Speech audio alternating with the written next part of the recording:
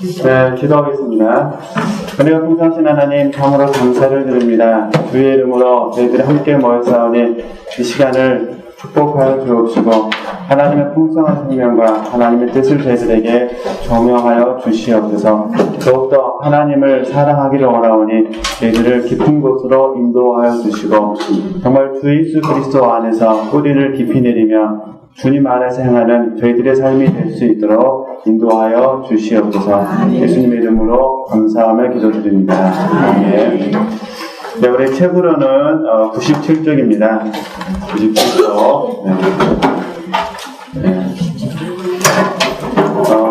위에서 한 10번째 줄, 지난주에 잠깐 공부했는데요. 그 부분부터 다시 한번 보도록 하겠습니다. 네, 잠깐, 제가 읽어가면서 설명하겠습니다. 나는 아무것도 모르는 채, 찾으셨죠? 계속해서 기도를 했다. 하나님의 임재는 내 안에서 더욱 강력해져 갔고 그 충만한 임재의 느낌이 너무도 강해 나는 아무런 저항을 할 수 없었다. 사랑은 내게서 자유를 모두 거두어 갔다. 하나님의 부재의 고통 외에는 아무것도 느낄 수 없었고 이 고통은 너무나 예리하게 느껴졌다. 하나님의 임재가 매우 분명했기 때문이었다. 이러한 상황에서 나는 모든 걱정과 고통을 잊었다. 그분이 계시지 않다고 느낄 때 그분의 임재는 다시 되돌아올 것 같지 않아 보였고 그분이 물러가신 것은 내 잘못 때문이라고 생각되어 이뤄받을 길이 없는 것처럼 보였다. 그것이 내가 겪어야 할 필수 과정이라는 것을 진작 알았더라면 나는 그렇게 고통스러워하지 않았을 것이다. 하나님의 뜻을 더 깊이 사랑했다면 내게 모든 것이 쉬웠을 것이다. 자, 그럼 이거 좀 설명하도록 하겠습니다. 하나님의 부재라고 부르기도 하고 책 그대로 하나님의 사랑의 부재라고 부르는데 쉽게 말해서 하나님께서 우리를 떠나신다 그런 개념은 아닙니다. 그런 개념은 아니고 하나님께서 우리와 함께 계시지만 하나님 항상 우리와 함께 계십니다. 함께 계시지만 우리 편에서 바라봤을 때, 그러니까 내 편에서 바라봤을 때 하나님의 임재가 느껴지지 않는 것입니다. 내 편에서 봤을 때. 그죠? 항상 하나님은 함께 계시어요. 그런데 내 편에서 봤을 때 임재가 느껴지지 않는 거죠. 이걸 저희들이 이제 하나님의 부재, 사랑의 부재라고 하는데, 이 하나님의 부재를 느낄 때, 자, 우리 그 상황을, 영적인 상태를 분별을 내셔야 되는데, 자, 조심해야 될 부분은 실질적으로 하나님께서 징계하실 때, 그러니까 하나님의 징계가 있었을 때 우리가 하나님의 부재를 느끼기도 합니다. 근데 지금 잔느경이 우리에게 들려주는 이야기는 하나님의 징계가 아니라 하나님의 주권 속에서 저와 여러분을 더욱더 성장하고 성숙시키기 위해서 잠깐 하나님이 멈추시는 겁니다. 주시는 사랑을. 이 부분을 어떻게 분별할 수 있느냐, 이렇게 분별 방법이 있는데, 그 중에 하나가 뭐냐면은, 내 자신의 이 상태를 보시면 됩니다. 이 분별한 상태를 보면 되니까, 쉽게 말해서 이렇게 이해하시면 됩니다. 내가 계속해서 과정 속에 충실하고 있는가, 아니면 결과에 대해서 내가 지금 집착하거나, 아니면 결과에 의해서 지나치게 지금 영향을 갖고 있느냐, 이렇게 보시면 됩니다. 그러니까 하나님의 부재일 경우에는 내 편에서 바라봤을 때 임재는 느껴지지는 않지만 과정에 계속해서 내 자신이 지금 충실하고 있습니다. 그런데 하나님의 부재가 하나님의 경륜 가운데 이루어지는 것이 아니라 혹시 나이가 잘못함으로 말미암아 징계함으로 말미암아 이런 부재를 경험한다면 내 편에서 바라봤을 그 결과에 대해서 은연중의 마음속에서 집착하게 되어 있습니다. 그래서 회복을 바란다거나 기도가 빨리 응답됐으면 좋겠다거나 아니 문제가 어려웠을 때 문제가 빨리 해결되기를 바란다든가 그 부분에 대해서 내가 집착을 하게 되는 겁니다. 이 집착하게 되니까 영향을 받아서 근심이 생기고 염려가 생기고 불안이 생기고 낙심이 생기고 절망이 생기고 포기하고 싶고 이런 현상이 나타났을 경우는 하나님께서 우리에게 진정으로 주고 싶어 하신 부재가 아니라는 겁니다. 그래서 이렇게 구분하는 방법이다. 어쨌든 만약에 하나님께서 저에게나 우리 지체들에게 사랑의 부재를 통해서 우리를 훈련하기 원하신다면 저와 여러분은 과정이 어떻게 돼요? 충실하시면서 이때 이제 하나님을 신뢰하는 법을 배웁니다. 하나님을 신뢰하는 법. 이 하나님을 신뢰하는 법을 배울 때 보편적으로 고백하는 거냐면 고통 가운데 함께 하시는 그 하나님을 내 편에서 바라봤을 때 신뢰하게 됩니다. 관계에서는 안 오는데 이런 훈련들을 하나님께서 앞으로 시키실 것입니다. 저에게도 시키실 것이고 우리 지체들에게 시키실 것인데 이걸 좀 잘 구분할 수 있으셨으면 좋겠다 그런 부분입니다.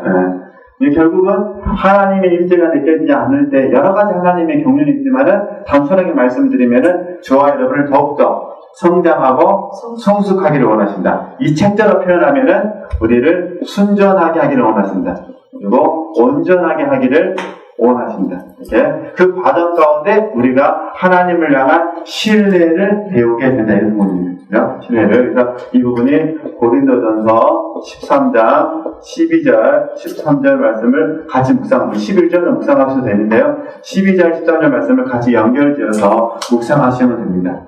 지금 우리가 거울로 보는 것 같이 희미한. 그러잖아요. 하나님의 부재가 내게 느껴졌을 때 그 하나님이 이해가 안 되는 거잖아요. 그러니까 거울로 보는 것 같이 희미하나, 그죠? 그때는 얼굴을 볼 것처럼 알 것이라고 말씀하셨으니까 우리가 거울로 보는 것 같은 희미한 이 상황을 하나님께 신뢰드려야 된다. 그런 부분입니다. 그 다음에 좀 보겠습니다. 그래서 이제 문장에 보면은 하나님의 뜻을 더 깊이 사랑했다면 이렇게 되잖아요. 하나님의 뜻을, 그러니까 하나님께서 이 부재의 고통을 통해서 이루고자 하시는 하나님의 뜻에 대해서 알았다면, 이제 우리에게 적용하면은 하나님은 사랑의 부재를 통해서 저와 여러분이 성장하고 성숙하기를 원하신다는 하나님의 뜻을 갖고 계신다. 그런 부분입니다. 하나님께서 바라봤을 때 이 하나님의 뜻을 통해서 우리는 어떻게 되느냐, 하나님만 의리하는 사람, 그죠? 이렇게 이제 우리가 영적으로 진보하게 됩니다. 하나님만 의리하는 사람, 그죠? 그러니까 하나님의 어떤 것이 아니라 하나님만 의리하는 사람으로 전환하게 된다. 고린도전서 1장 말씀을 적용하면은 자기를 의리하지 말고, 그죠? 자기를 의리하지 말고 오직 누구라든지 오직 하나님만 의뢰하기를 원하신 이 하나님의 뜻 안에서 우리 사랑의 부재를 허락하셨다. 이 부재를 우리 지체들이 이제 믿음 안에서 받게 되면 훨씬 좋아진다. 그런 부분입니다. 네. 그래서 좀 설명하겠습니다. 기도는 하나님의 말씀을 사랑하게 하며 위험이든 천중이든 영이든 죽음이든 어느 것도 두려워하지 않으면서 그분과 거룩하고도 완전한 관계를 맺게 된다. 기도가 이렇다는 겁니다. 그러니까 처음에 저희들이 기도할 때는 필요에 따라서 기도를 했는데 이게 이 사랑의 부재 안에 들어가는 기도는 필요에 의한 기도가 아니라 하나님과의 관계성 안에서 맺는 기도다. 그런 부분입니다. 또한 기도는 우리의 자아를 우리의 관심이나 명성으로부터 멀어지게 하고 하나님 뜻만 어떻게 하는 거죠? 존중하게 만들어준다. 그러니까 우리가 기도하면서, 그래서 저는 이 기도를 이전에 들으신 분도 계시지만은 이제 둘로 이렇게 구분해서 설명합니다. 물론 제가 했던 건 아니고요. 남들 다 해놨다는 걸 동의해서 설명하는 부분인데, 기도를 크게 두 가지로 구분을 하면은 기도는 구하는 것이고 또 기도는 되어지는 것입니다. 지금 잔예경은 구하는 것보다는 지금 되어지는 것에 대해서 더 초점을 많이 맞췄습니다. 구하는 것은 필요에 의해서 하나님께 구하는 것이고, 필요, 결핍이잖아요. 결여가 있을 때 하나님께 구하는 것이고, 되어지는 것은 기도를 통해서 우리 존재가 변화되는 겁니다. 쉽게 말해서 하나님을 바꾸는 것이 아니라 하나님의 뜻 안에서 나를 바꾸는 겁니다. 우리가 기도 시간에 되어지는 것에 맞춰서 기도하시게 되면은 자아발견, 자아파세는 일단 1차적으로 기도 시간이 되어버립니다. 기도 시간에 내가 변화가 되는 겁니다. 그죠? 하나님께서 만약에 넓히라 요구하시면 기도 시간은 어떻게 기도 시간에 넓혀지는 겁니다. 이게 되어지는 거예요. 되어지는 거. 그죠? 하나님의 뜻에 대해서 만약에 하나님께서 기도 시간에 너가 지금 시기와 분쟁이 있다 라고 만약에 책망해 주시면 기도 시간에 시기와 분쟁을 하나님께 내려놓는 시간을 갖는 겁니다.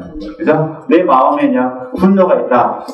그러면 이게 육신이라고 조명을 받으면 기도 시간에 이 분노를 십자가에 내려놓게 됩니다. 그리고 나서 어떻게 되냐? 기도실에서 기도하고 밖에 나가게 되면 얼굴이 어떻게 되나? 얼굴이 밝아져서, 그죠? 그러니까 마치 야곱의 형 에서를 봤을 때 이렇게 고백했듯이 우리를 힘들게 하는 사람이 있다면은 이미 기도 시간에 처리를 받았으니까 그 사람을 만났을 때는 이제 기회가 되는 겁니다. 용서할 수 있는 기회, 그잖아요. 내가 잘못했다면 용서를 구하는 기회, 그가 잘못했다면 내가 용서를 해줄 수 있는 기회.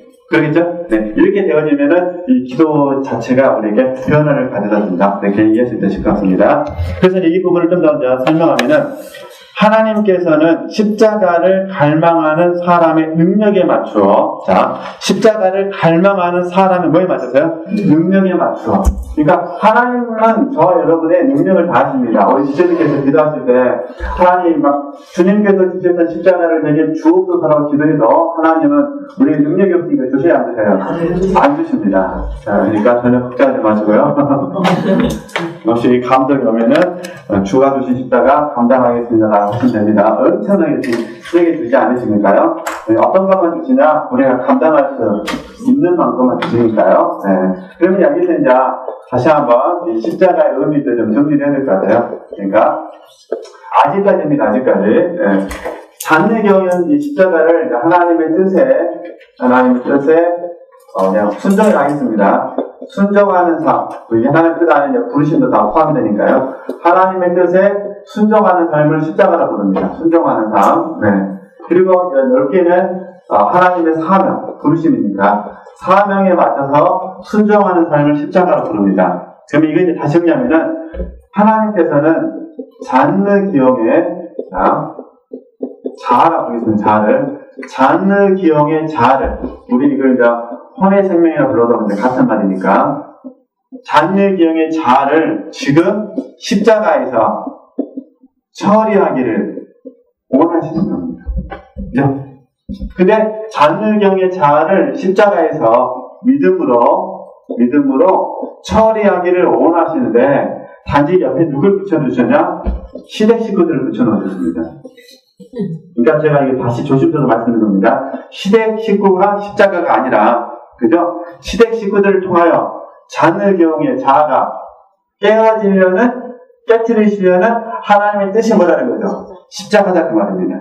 그러니까 잔느경은 시대 식구들을 통해서 인내했다는 걸 말하려는 것이 아니라 시대 식구들을 통해서 자기 자아가 깨어짐으로 말미암아 그 결과 인내하시는 사람이 되었다. 그 이야기를 한다는 부분입니다. 단지 훈련받은 과정 가운데 시대 식구가 어떻게 자기를 훈련해야 되는지를 자세하게 설명할 수밖에 없었다. 그런데 이 책을 읽는 독자들이 시대 식구들의 이야기를 듣고 나서 너무 나쁜 사람으로 몰아붙이지 말았으면 좋겠다. 그런 얘기 했잖아요. 그러니까 그렇게 이해를 하시면 됩니다. 네.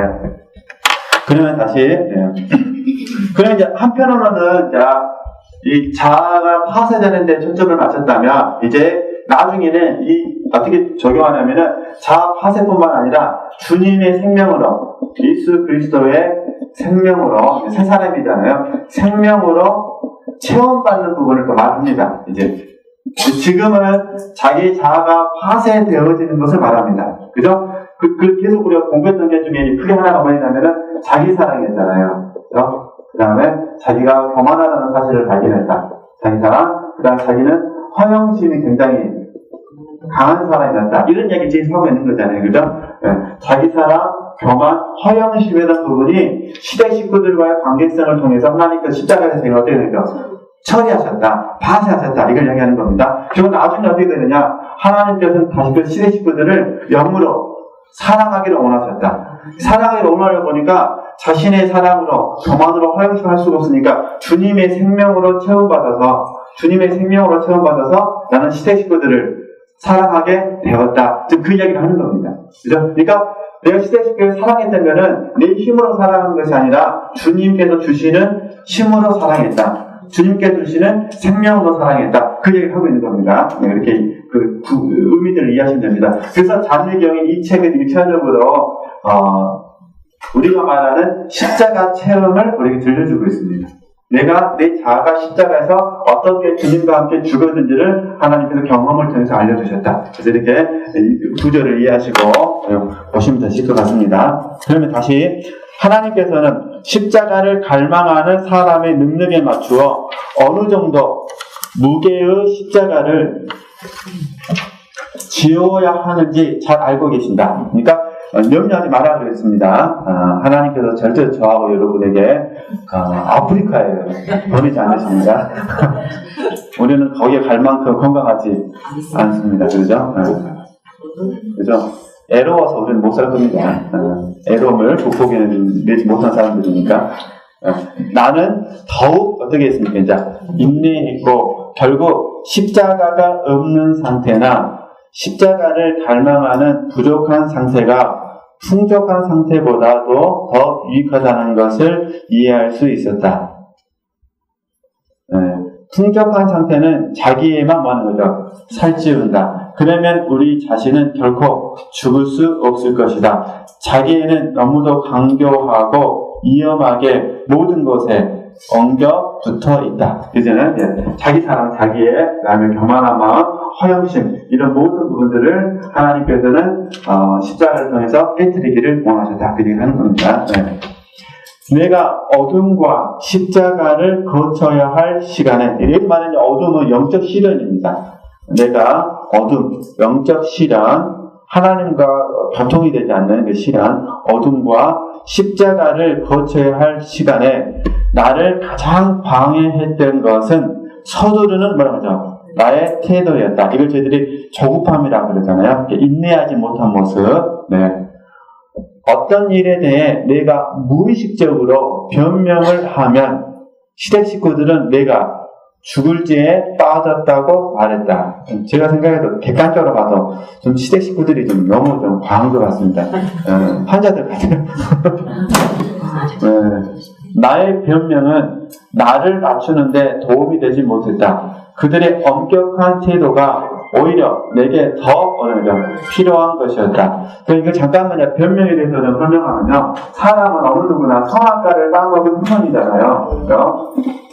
그렇기 때문에 어떤 문제가 있으면 아담이 했던 모습 그대로 나옵니다. 아담. 여러분 잘 알다시피 아담이 잘못했잖아요. 객관적으로 아담이 잘못했을 때 하나님 앞에서 아담이 어떻게 합니까? 먼저 변명을 하거나, 그죠? 변명을 어떻게 하냐면 책임, 전가로 나타났습니다. 그러잖아요. 그러니까 하나님께서 보실 때는 정말 예쁜 모습은 아니었죠.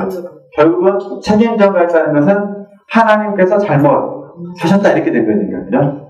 이게 가만 그래요. 우리가 저도 그렇고, 저도 고통이 있으면은 주로 많은 분들이 고통이 딱 오면은 먼저 변명을 하죠. 변명하면서 모든 책임 전가를 다 하나님께 돌려버리죠. 영적으로 성장하신 분들도 다 하나님께로 돌려버립니다. 어떻게 돌리느냐? 왜 막아주시려면 진작 막아주시지? 왜 굳이 안 막아주셔가지고 힘들게 하시니까 이렇게.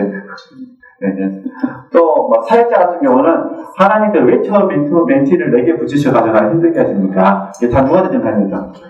그래서 이 부분에 대해서 우리가 잘 극복하기 위해서는 불편한 것과, 이건 이제 성격이 없는 얘기인데, 불편과 불평에 대해서 약간만 구분할 수 있는 안목이 생기셔야 됩니다.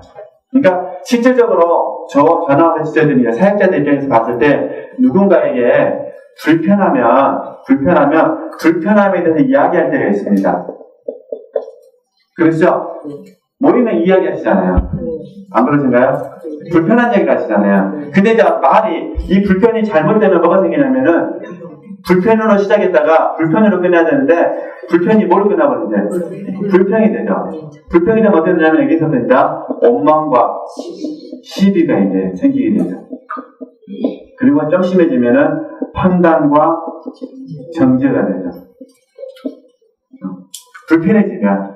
근데 우리가 1년 365일 불편 안 하면서 살 수는 없습니다. 눈 뜨면 불편하시잖아요. 그렇죠? 아마 우리 이제 연세가 많으신 분들은 이제 주님 앞에 가까이 가까워지셔서 이런 생각 하실 거예요. 내가 여자로 태어나봤더니 지금까지 갑순이로 살아야 되나? 불편하면 그럴 수도 있으시죠?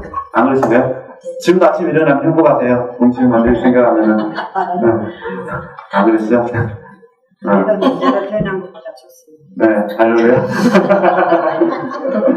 그냥 남자들도 마찬가지인 거예요. 말은 안 해도, 말은. 그러니까, 근데 진짜 눈만 뜨면 불편이고, 눈 감아도, 지금처럼 막 더워지면 이제 그러잖아요. 눈 뜨면 덥다고 불편하고, 주무실 때는 그냥 끄끄하다고 불편하고, 불편 안 하시죠?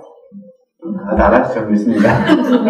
그러니까 이 불편이 심화되면 불평이 돼갖고 어떻게 된다는 거죠? 이제 잘못하면 변명으로 해가지고 책임전가가 되는 거죠. 그러니까 잔느경 입장에서 봤을 때 시댁 식구들이 잔느경을 막 쪼아버리는 거잖아요. 정신적으로 육신적으로 막 쪼는 거잖아요. 막 쪼아버리니까 어떻게 됩니까? 지금 잔느경 입장에서는 지금 불편한 거잖아요. 불편하니까 순간적으로 어떻게 되는 거죠? 지금 변명을 하게 된 거죠. 근데 이때 이제 변명이 첫 번째로 책임전가의 형태로 나타나거나 아니면 두 번째로 어떻게 되냐면은 나의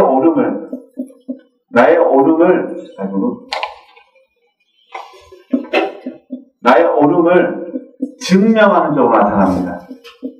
그러니까 보편적으로 딱 몸이 불편하게 되고 되면은 이제 그걸 책임전가를 나만 돌리는 게 자연스럽게 나타나게 되고 또 한편으로서는 나의 오름을 증명하고 싶은 거예요. 그러니까 내가 잘못한 것이 아니라 그가 잘못한 거다. 이렇게 이제 그러면서 이제 어떻게 되냐면 잔느경처럼 시댁 식구들의 입장에서 바라봤을 때는 잔느경의 진실을 모르니까 잔느경의 말을 듣고 나서 또 뭐하고 되잖아요. 또 지금 또 변명하고 있다 이렇게 하는 거죠. 교만해갖고 이렇게 가는 겁니다. 그러니까 시댁 식구들의 기본적인 그 구조를 보니까 잔느경이 말만 하면 교만하다고 같아요. 이제 시어머니 입장에서는 잔느경이 말만 하면 무례하다고 그러고 감히 시어머니한테 대든다고 그러고 왜냐하면 잔느경 입장에서는 어렸을 때도 성장하는 과정 가운데 자기의 오름을 소신이잖아요. 늘 소신을 마음껏 말을 하면서 살아왔고 그 소신을 말하면은 친정 아버지께서는 참 너는 지혜롭다, 얘는 참 영리하다 이렇게 말했는데 시댁 식구에 오니까 시댁 식구가 뭐냐 오른만 말하면은 네가 잘났다 이런 식으로 이제 무례하다 어디 감히 시어머니한테 이러냐 가정교육 어떻게 받았냐 이런 식으로 된 거죠. 그래가지고 시어머니가 남편을 그냥 잡아버리니까 남편은 이제 누구 편이 된 거예요 지금 시어머니 편들 갖고 당신 왜 그러냐 이렇게. 그러니까 이게 이제 시어머니가 그랬죠, 남편이 그랬죠, 그다음에 또 하녀가 이렇게 되잖아요. 이런 식의 반복된 삶 속에서 지금 잔느경이 이야기를 하고 있는 겁니다. 네, 스토리를 한번 생각해 보면, 네. 그래서 다시 보면은 어떤 일에 대해 내가 무의식적으로 변명을 하면 시댁 식구들은 내가 죽을 지에 빠졌다고 말했다. 나의 변명은 나를 낮추는 데 도움이 되지 못했다. 그들의 엄격한 태도가 오히려 내게 더 필요한 것이었다. 나는 아주 정열적이었으며 찬성적인 유머 감각이 방해할 정도로 뛰어났다. 그것이 지나쳐 때로는 내 방식대로만 일을 처리하려 했고 다른 사람들보다는 내 논리대로 생각하고 행동하려 했다. 근데 하나님께서 이 부분에 대해서도 십자가에서 처리하셨다 그런 부분입니다. 보겠습니다. 주님, 제가 늘어갈수록 저는 주님께 사랑의 빛을 지고 있으며 제 자신에게 선이 없다는 사실을 더욱 분명하게 봅니다. 하나님께서 주신 거룩함을 사람에게 속한 것으로 보다니 인간들은 얼마나 눈이 멀었는지요. 나는 구제하는 일에 매우 열심히 했다. 가난한 사람들에게 그들이 필요로 하는 것을 모두 공급해주고 싶을 만큼 애정이 깊었다. 할 수 있는 만큼 내가 가진 모든 것으로 그들을 도왔다. 식탁에 올려진 좋은 음식도 함께 나누었다. 내가 살던 지역의 가난한 사람들 거의 모두에게 내 손길이 미쳤다. 주님, 저는 단지 청지기일 뿐입니다. 저는 주님의 뜻에 따라서 그것을 나누어 줄 따름입니다. 은밀하게 부업품을 나누어주는 사람이 있었기에 나는 나를 드러내지 않고 가난한 사람들의 괴로움을 덜어줄 수 있었다. 나는 가난한 이들처럼 옷을 입었고 젊은 여성들에게 생계를 위한 돈을 벌도록 도움을 주었다. 특히 일모가 뛰어난 소녀들에게 많은 신경 썼다. 하나님께서는 소녀들을 무절제한 생활에서 건져내시는데 나를 사용하셨다. 나는 병든 자를 보살피고 그들의 잠자리를 마련해 주었다. 상처 입은 사람에게 약을 발라주고 죽은 사람들을 묻어주었다. 내 마음은 고통 중에 있는 사람들에게 활짝 열려 있었다. 하나님께서 주신 은사와 순수하지 못한 자기애가 섞일 수 있기 때문에 하나님께서 나를 어떻게 하죠? 정화시켰다. 이게 보세요. 하나님께서 주신 은사와 이 성령으로 봉사하는 거잖아요. 순수하지 못한 자기애는 이게 뭐냐면 선한 자아입니다.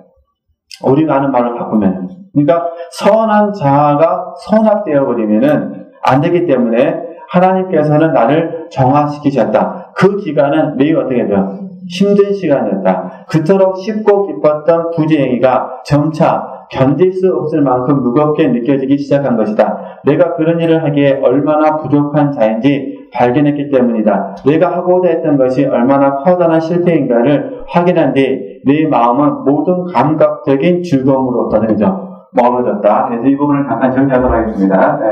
그러니까 선한 자아로 봉사를 하게 되면 결과적으로 어떻게 되냐면 내가 기쁩니다. 내가. 물론 이제 일단 좀 넓게 설명할까요? 선한 자아로 봉사했을 때 성과가 있으면 내가 기쁩니다. 내가 기쁘고 내가 기쁨. 성과가 없으면 열매가 없으면 내가 낙심이 됩니다. 아니면은 낙심까지는 아니다 하더라도 그냥 마음속에서 어떤 기쁘지 않습니다. 되게 그냥 다른 경험을 보셔서 아실 것 같습니다. 제가 자세히 설명하지 않더라도 선한 자를 하게 되면, 그러나 주님으로 하게 되면, 주님으로 봉사하게 되면 성과가 있든 없든 1차적으로 내 안에 계신 주님께서 기뻐하시기 때문에 그 기쁨이 내 마음으로 전달이 됩니다. 마음으로 전달이 되어서 이게 우리에게 희락이 됩니다. 특별히 성과가 있다면은 하나님께 영광을 돌릴 것이고, 그 다음에 성과가 없다 하더라도 과정으로 하나님의 뜻에 순종했다는 그 과정에 우리가 감사할 수 있을 것입니다. 그래서 이런 부분들을 앞으로 저나 우리 지체들이 계속해서 배워야 될 부분입니다. 그래서 주님을 하는 부분을 설명할 때 주 안에서라는 단어를 쓰고, 그러지 않은 부분은 선한 자아로 이렇게 저희들이 표현을 합니다. 근데 이걸 구분하기가 굉장히 어렵습니다. 보통 어려운 게 아니라 굉장히 어렵습니다. 그래서 늘 우리가 훈련한다고 부탁드린 뭐냐면은 순종하기 전에 분별하고, 순종하는 과정 가운데 분별하고, 순종하고 나서 분별하고. 그래서 최종적인 열매는 압니다. 그 기쁨을 내가 하나님께 올려드리는지, 아니면 아까 성경 말씀을 표현하면 청지기를 생각하면 됩니다. 내가 계속해서 청지기라는 입장에 있는지, 아니면 나도 모르게 서서히 주인은 아닌데 주님처럼 자기 어떤 것에 대해서 도취되는 것들이 있지 않은지 이게 구분하는 방법이 좀 있습니다. 근데 쉽지만은 않은 것 같아요. 자아도취하고. 그래서 어쨌든 우리들 힘써야 될 부분은 내 안에 계신 주님이 기뻐하시는지 기뻐하지 아니하신지에 대해서 신경 쓰셔야 됩니다. 특별히 주님으로 해도 열매가 없을 수 있습니다. 주님으로 해도. 그죠? 그러면 주님으로 했을 때 열매가 없을 때 어떻게 되냐면은 이게 이제 엘리야처럼 실수할 수가 있는데, 그럴 때마다 우리가 순종한 것에 만족해야 됩니다. 결과에 대해서 하는 것이에요. 그러니까 그때 이제 나오는 것은 뭐냐, 우리가 결과를 책임지지 않는다. 단지 우리는 오병이어 속에서 단지 우리는 순종할 뿐이다. 이렇게 지금 적용을 하는 겁니다.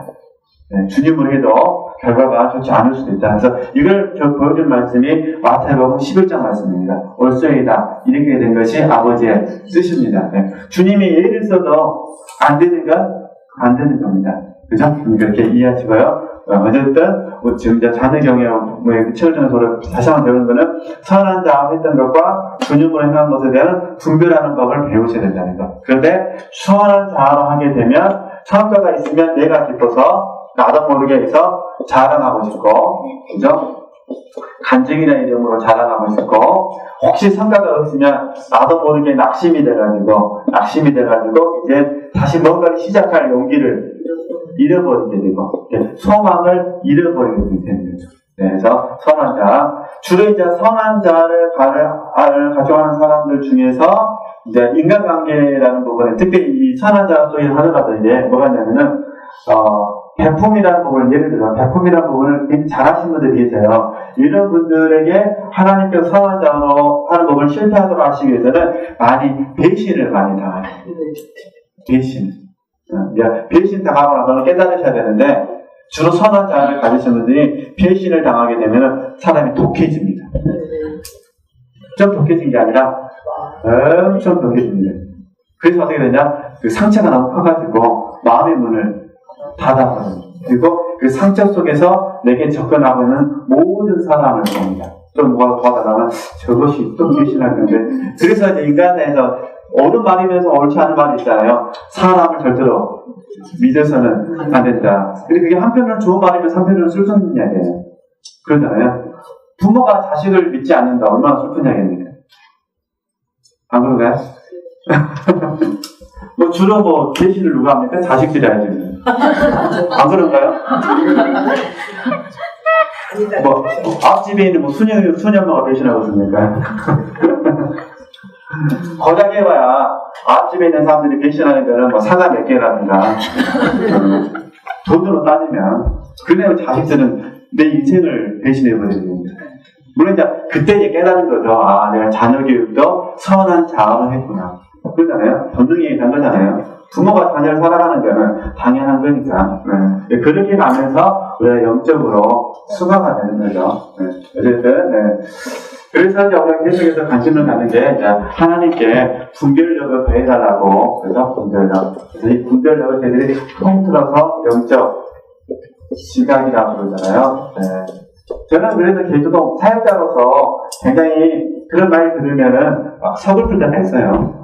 그러면 제 편에서는 사역을 여기를 잃어버릴 것 같아요.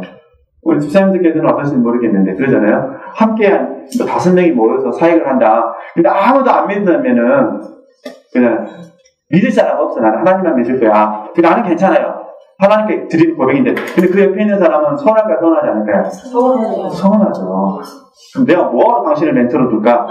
그러잖아요. 이렇게 되면 이제 멘토하고 멘토 점점 거리가 멀어지는 거예요. 그러니까 멘티는 멘토를 배신할 수 있어도 멘토는 멘티를 그게 이제 탕자의 이야기잖아요. 그죠? 탕자는 아버지를 배신할 수 있어도 아버지는 탕자를 절대 버리지 않는 거예요. 이게 그 길을 우리가 걸어가는 부분이잖아요. 단지 이제 상처받지 마시라고 멘토들에게 사역자들에게 상처받지 말라고 이제 이렇게 설명하죠. 사람은 의지의 대상이 아니라 사랑의 대상이라고 설명하죠. 그럼 멘티는 절대 이거 안 믿습니다. 멘티는 사랑의 대상이 아니라 어떤 대상이에요? 멘티는 멘토를 바라보면서 의지의 대상이죠. 그죠? 네. 그죠? 그러니까 이게 항상 입장 바꿔 생각해야 될 부분이 있습니다. 네, 이렇게 이해를 하시면 되실 것 같습니다. 그럼 계속 보겠습니다. 네. 얼마나 힘들겠습니까? 내가 하고자 했던 것이 얼마나 커다란 실패인가를 확인한 뒤 내 마음은 모든 감각적인 즐거움부터 멀었다. 그러니까 깨달음이 와야 돼요. 딱 깨달음이 오면 자, 빛비춤인데 성령 하나님께서 분별을 통하여 빛을 주시면 과거에 내가 육신으로 선한 자, 육신으로 했던 모든 것들이 정말 한순간에 그냥 부끄러움으로 그냥 다가옵니다. 아, 그걸 하나님께서 기뻐 받으지 않으시는구나. 그냥 부끄러운 게 아니라 이 이야기가 바울 사도가 빌립보서 3장에서 한 이야기입니다. 깨닫고 보니까 자기에게 유익에 있던 모든 것들이 전부 다 배설물이 되어버린 겁니다. 깨닫고 보니까. 그죠? 깨닫지 않으면 모릅니다. 그죠? 그래서 바울은 어떻게 하느냐. 지금까지 살았던 사람이 육신으로 살았으니까 부끄럽잖아요. 그러니까 앞으로는 모르니까 앞으로는 영으로 살겠다. 앞으로는 주님으로 살겠다. 그래서 나는 추구할 수밖에 없다. 이게 지금 빌립보서 3장 말씀입니다. 이렇게 이해하셔도 되겠네요. 그래서 이제 어떻게 말하냐면 나는 주 안에서 발견되기를 원한다. 나의 의는 나의 의는 오직 주 안에서 주님으로만 발견되기를 원한다. 왜? 깨닫고 보니까 과거에 있는 모든 것들은 율법 안에서의 의였다. 이런 부분입니다. 율법 안에서 의로운 자였는데 깨닫고 보니까 주님과 상관없었다. 그렇죠? 그래서 이제 앞으로 남은 인생에 주 안에서 내 의가 발견되기를 원하는데 그게 뭐냐? 믿음, 하나님에게서 나오는 믿음이다. 이렇게 얘기합니다. 그죠? 이걸 우리는 이제 선한 자, 육신이냐, 주님이냐로 이렇게 또 확장식에 설명하는 거니까요. 네, 자녀 경험인데, 근데 실질적으로 착하신 분들은 동의 안 합니다. 왜냐면은 그게 자부심인데. 그냥 그 자부심을 지금 아무것도 아니라니까 열 받아요, 안 받아요? 받죠. 좀 열받는 게 아니죠. 그래서 우리가 기다려야 될 부분이 있는 것 같습니다. 그래서 의외로 착한 사람들이 영성을 잘 안 하는 것 같더라고요. 경험적으로 보면은. 그러시죠? 안 그러신가요? 의외로. 왜냐면 선한 자하고 이 하나님 주신 은사하고 이게 교묘하게 섞여버리기 때문에 이런 것 같아요.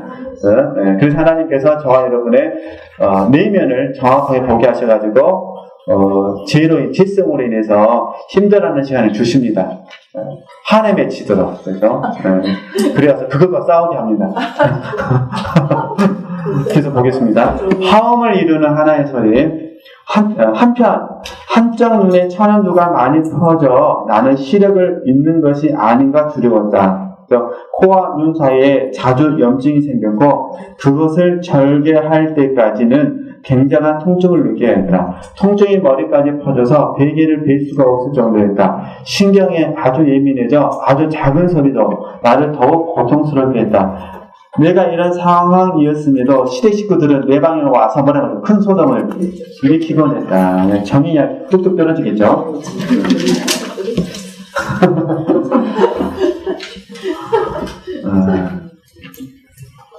하여튼 나는 눈을 치료하기 위해 파리로 갔다. 사실 치료 목적보다는 그랑제 수녀님이 지도 신부님으로 추천해 주신 베르토토 신부님을 만나고 싶은 마음이 더 컸다.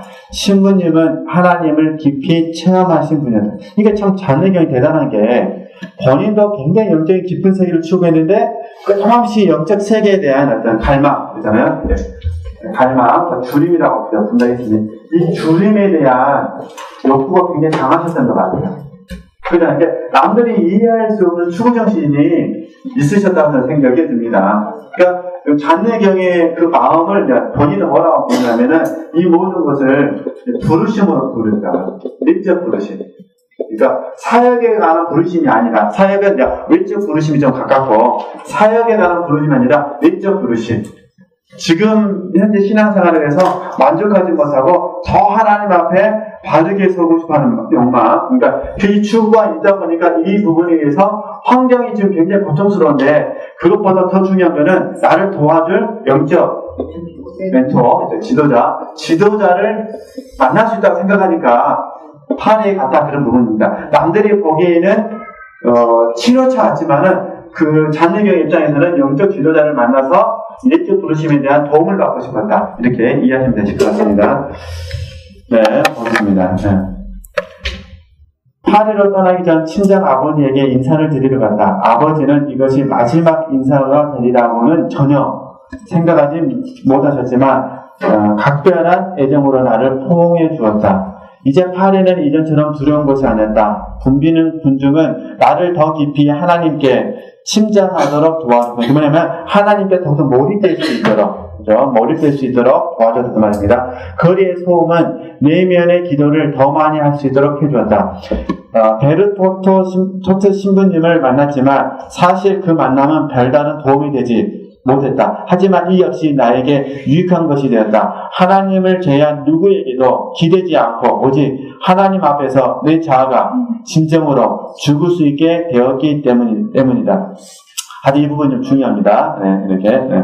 나는 부활절부터 40일째 되는 날부터 열흘간 파리에서 20km 떨어진 수녀원에서 보냈다. 이곳에서 나는 하나님과 더 깊이 더 지속적으로 연합할 수 있었다. 그 연합은 단순하면서도 친근한 것이었다. 어느 날 나는 새벽 4시에 잠이 깨었다. 친정 아버지가 돌아가셨을지도 모른다는 느낌이 강하게 들었기 때문이었다. 내 영혼은 아버지에 대한 사랑과 연민으로 온몸에 힘이 빠졌다. 매일매일 갑작스럽게 닥치는 충격과 고통을 겪다 보니 내 의지는 언제나 하나님께 즉각 굴복할 수밖에 없었고 하나님의 의지와 하나인 것처럼 보였다. 유일한 대상인 주님을 기쁘게 해드린 것, 그것만을 뭐는 거죠?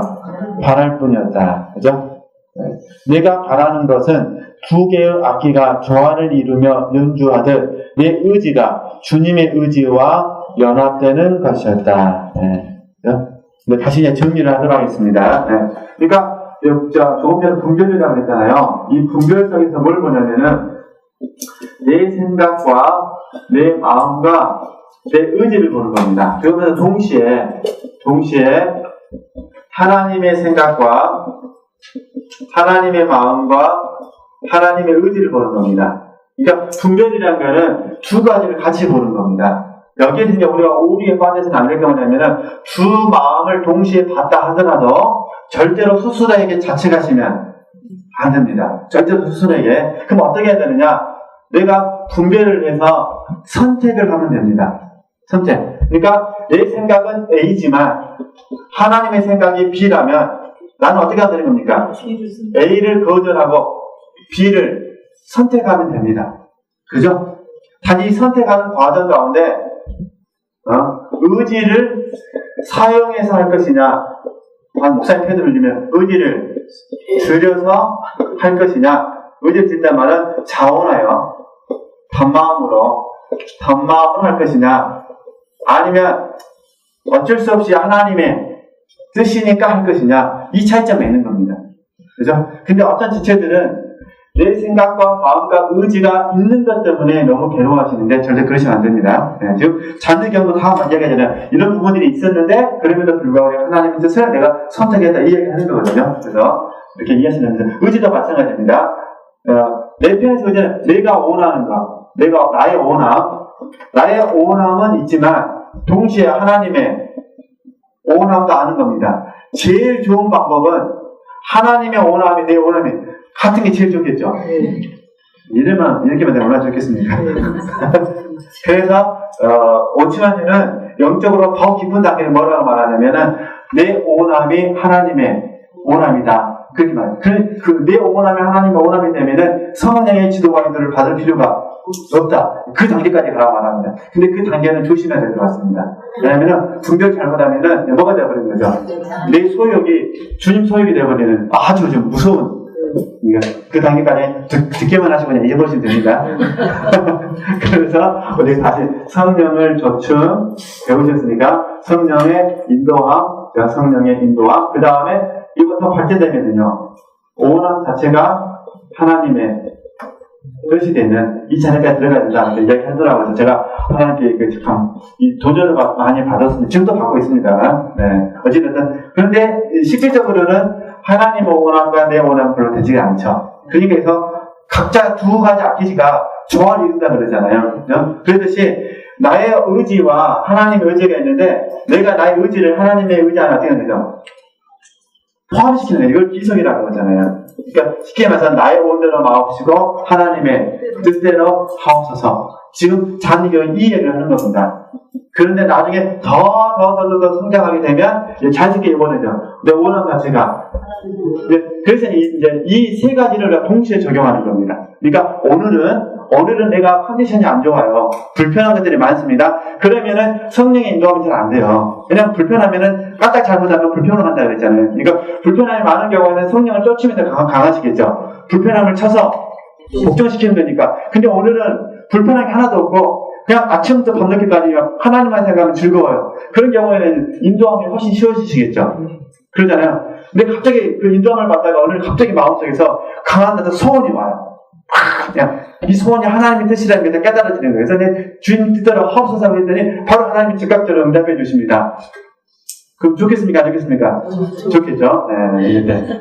이게 이제 이 경우가 요한복음 15장 7절 말씀입니다. 이런 경우죠. 그래서 바울 사도가 어떤 서신서에 보면은 굳이 막 물었다. 하나님께 지도되는 말이 없습니다. 사도행전 같은 경우는 성령을 쫓음이라든가 인도함에 대해서 설명되어 있습니다. 그러나 서신서 같은 경우는 그런 부분도 있지만 어떤 경우에는 그냥 그냥 자연스럽게 그의 마음에 있는 것이 하나님의 뜻이 됩니다. 예를 들어서 바울 사도가 어떤 빌립보 교회랄까요? 빌립보 교회를 생각하면 그냥 마음속에서 축복해주고 싶은 소원이 그냥 생기는 겁니다. 그 축복해주고 소원이 생기니까 그냥 그대로 뭐 하는 거죠? 기도해주는 겁니다. 왜냐하면 그의 입장에서는 제 원함이 하나님의 뜻으로 알게 거죠. 그래서 내가 그리스도의 심장으로 너희를 사모한다 이렇게 부르는 겁니다. 이런 경우도 있다 이런 부분입니다.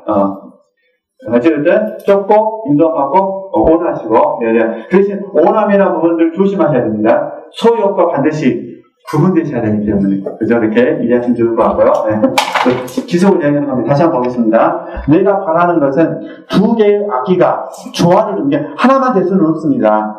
사람이니까 두 개의 악기가 조화를 이루며 연주하듯 내 의지가 주님의 의지와 뭐하는 거죠?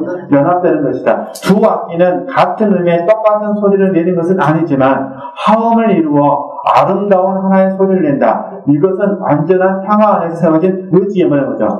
연합이다. 그러니까 우리도 마찬가지입니다. 내 의지와 하나님의 의지가 있지만 우리가 조화를 이루어서 할 수만 있다면 내 의지를 내려놓고 하나님의 의지를 선택하자. 이 아니면은 의지를 사용해서 선택하는 것도 좋지만은 의지를 줄여서 선택하면 훨씬 좋겠다. 그죠? 그러면 자연스럽게 나중에 이제 발달되면 이 모든 것들이 모아져서 우리가 어떻게 고백하냐면은 내가 아니라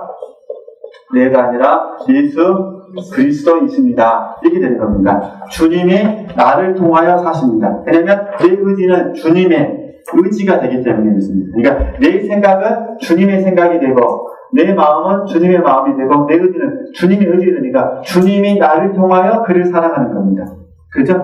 그게 이제 갈라디아서 2장 20절로 모아지는 거기 때문에 그렇게 하시고 한번 잘 훈련해 주셨으면 좋겠습니다. 오늘은 여기까지만 이렇게 하도록 하겠습니다. 그래서 또 다음 주에 계속해서 또 어떻게 그러니까 우리가 책을 읽어보면 아시겠지만은 어떤 날 어떤 공과를 통해서 뭔가를 깨달았지만 그 다음날 그 문제는 계속해서 연장선상에 있다 그런 부분입니다. 그러니까 어제 그 공과가 해결됨으로 말미암아 그 다음날 문제가 없어진 것이 아니라 어제는 어제로 끝나는 것이고 오늘은 그 같은 연장선상에서 새로운 공과를 깨닫게 된다. 그렇게 아시고 그러니까 결국 뭐냐면은 문제 해결이 아니라 그 문제를 통하여 내 존재가 바뀌는 것에 초점을 맞추셔야 된다. 그렇게 이해하시면은 더 도움이 되실 것 같습니다. 하나님께 영광을 드립니다.